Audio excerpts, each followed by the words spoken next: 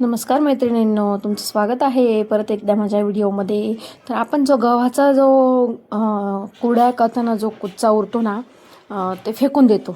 तर फेकून न देता त्याची अशी भन्नाट रेसिपी जर तुम्ही बघितली ना, तर एक नंबर रेसिपी होते. तुम्ही जर बघितली तर नक्कीच करून बघा ही, आणि टेस्टी पण खूप लागते. गव्हाच्या खारोड्या म्हणतात त्याला. तर आपण ते चीक काढून जो गहू उरलेला आहे ना, ते घेतलेत, आणि ओवा, बडीशोप, जिरे, कोथिंबीर, लसूण, लाल मिरची हे सगळं आहे ना वाटून घ्यायचं मिक्सरमध्ये. आणि पाण्याला उकळी आली ना, आता आम्ही कुरड्या केले ना त्याच पातेल्यात बनवणार आहे. तर पाणी गरम केलं, चवीपुरतं मीठ आणि तो सगळा मसाला टाकून घेतला, आणि कोथिंबीर टाकली वरून परत एकदा.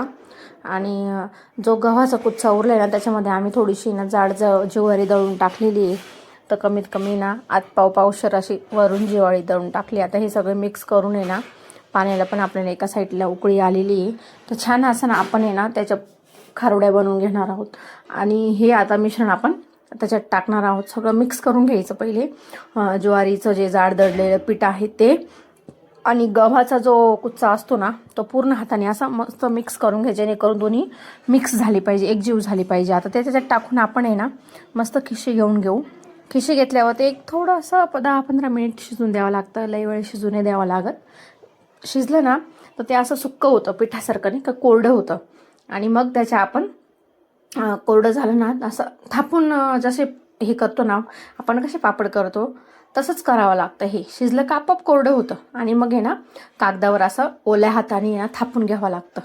थापून आणि मग हे ना वाळले का गॅसवर भाजायचं. तेल टाकायचं, मीठ टाकायचं, आणि अशाच खायच्या. खायला एकदम मस्त आंबट असं छान चव लागते, तिखट आंबट गोड असे मस्त टेस्ट येते याची. तर तुम्ही पण नक्की करून बघा. आणि व्हिडिओ कसा वाटला, आणि कोणी कोणी हे खाल्लेलं आहे मला पण नक्कीच कळवा. तर भेटू पुन्हा नवीन व्हिडिओमध्ये. तोपर्यंत बाय बाय.